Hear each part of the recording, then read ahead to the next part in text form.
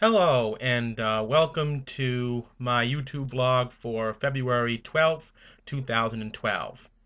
Well, today is Abraham Lincoln's birthday, but as you know, in terms of the way the world works today, we don't celebrate Lincoln and Washington's birthday separate anymore. They have to blow out the candles together, so we can have a 4-day weekend, 3-day weekend, or whatever it is we happen to have. But I'm not going to talk about that today. I realized that yesterday I made a surprise and rather sad YouTube vlog about the passing of Whitney Houston. And not too long ago, actually about a week ago, Don Cornelius, the host of Soul Train, passed away.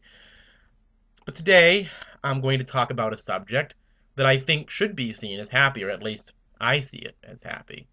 You know, in 2 days, we're coming up on Valentine's Day. And for much of my life, it's been a surprisingly controversial holiday. Now, it has its beginnings, the story of St. Valentine and all of that. And I'm sure if you look on Wikipedia or you read in your history books or talk to people or what have you, you'll find out more about that. But it's basically today a holiday celebrating love and love between two people, love between everybody.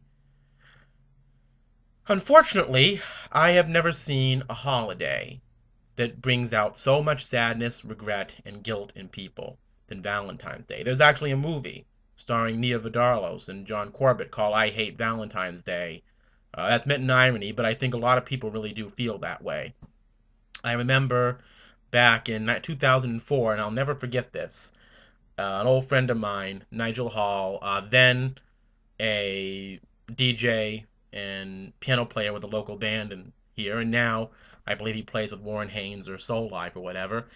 Did a radio show on Valentine's Day, and I don't remember exactly what he said, but I remember he had said something to the effect that, you might want to get chocolates or flowers for your Valentine's Day, but just remember, chocolates melt and flowers wilt. And I just thought, what a really dark and negative attitude about a holiday celebrating love.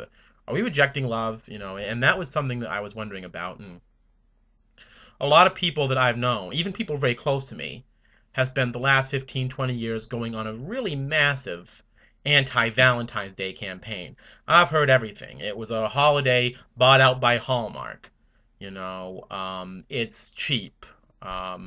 There's too many people breaking up. All of this. Always a negative or a dour connotation. Never any critical thought, as I pointed out in my Whitney Houston vlog. None left critical thought about Valentine's Day on equal terms. Now, I have some theories about this. Now, remember, everybody, this is only a theory. I'm not stating that I know it all or that this is exactly the way that it is. This is just my theory and how I perceive it, and I have perceived it. So this is one theory about why I feel that Valentine's Day may be a holiday that has become kind of a scourge to some people.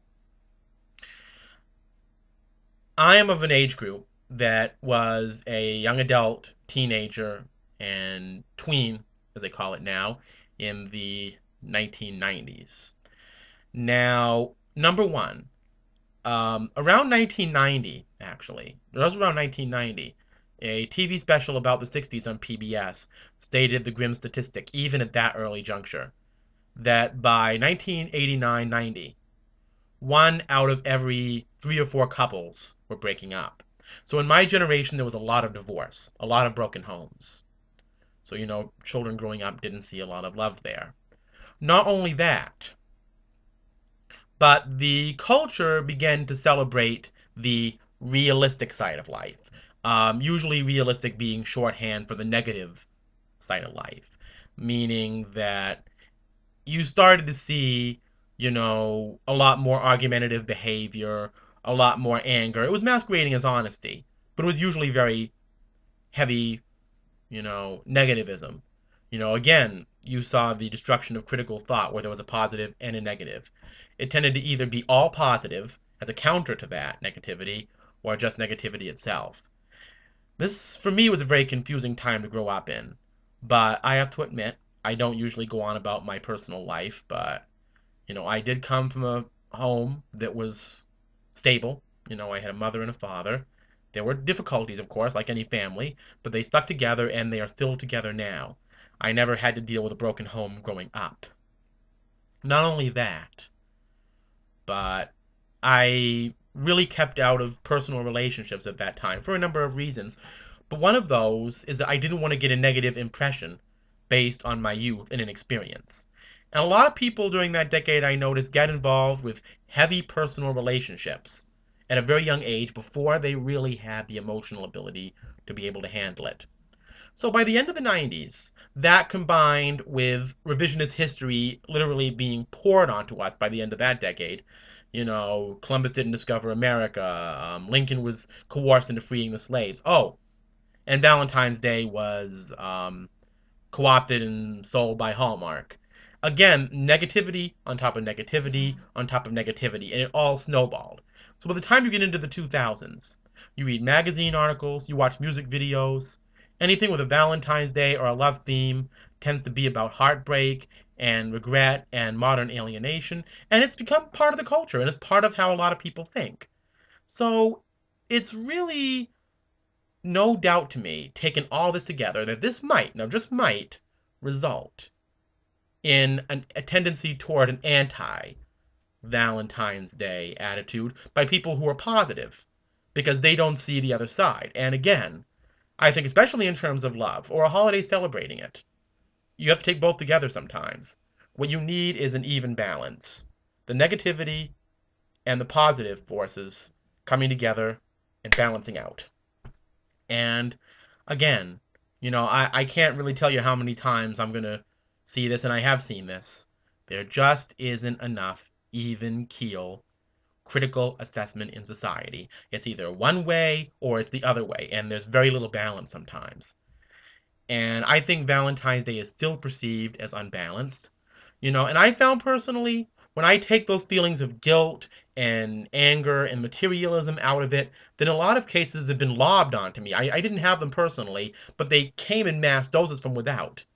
And I actually removed myself from a lot of other people of my generation, because I'm going to tell you, a lot of people of my generation that I know, we just flat out don't agree on things, because I am not a victim of that particular fashion trend of dourness and negativity of that era, which is permeating a lot of that now. They're getting into their 30s and 40s, and I just don't subscribe to that point of view, as things said about the Russians. I don't subscribe to that point of view. And I think that Valentine's Day, the sooner we bring it back to a celebration of love and to celebrate acts of love. And I'm not going to censor this. The singer-songwriter, musician Todd Rundgren said it well once about music, but it's true. When a lot of people talk about love, they're actually talking about sex. And there's a differentiation between the two. There is. And I think that's another factor that may go into this. A lot of people think that they are being physically deprived on Valentine's Day, so they don't even think about love. So this Valentine's Day, don't believe the hype, as it were. Don't let the influences of others or the need to follow others influence your decision about how you feel about the holiday or your physical needs. Just remember, there's all kinds of love. Love from the opposite sex, love from the same sex, love between two friends, male or female, love for an animal. There's all kinds of love. Celebrate the love you have in your life. Love from family, if you got that. Whatever love you can find in your life, even love from yourself if you want to, as long as it's not ugly ego, celebrate that love. Find a way to make it work for you. And that's my Valentine affirmation for this year. See you next time.